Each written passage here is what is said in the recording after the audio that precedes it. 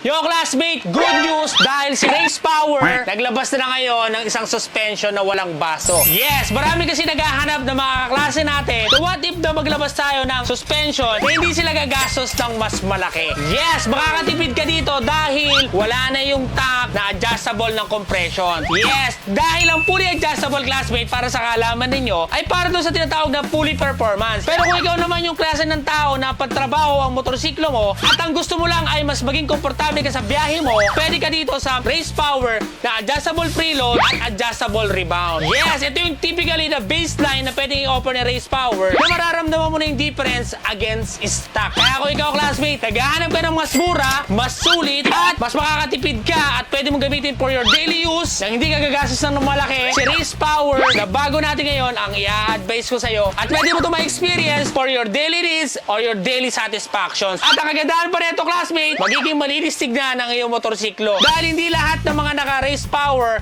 ay gusto ay may baso, yung iba ay gusto maging simple. Kaya kung ikaw yung klase ng ganong classmate, eto na. At kung interesado ka classmate, mag-comment ka lang dyan ng yes at ibibigay namin sa iyo yung link para maka-order ka na. Dahil dito sa Secret Shop, kapag umorder ka, ina-adjust namin to up to 30% na wala ka ng babayaran at kapag dating sa iyo ng suspension, isasalpak mo o i-adjust mo na lang ang rebound. Kaya comment ka na dyan ng yes, bibigyan namin sa iyo yung link at sigurado ako mag-enjoy ka ngayon sa bago mong suspension. Thank you!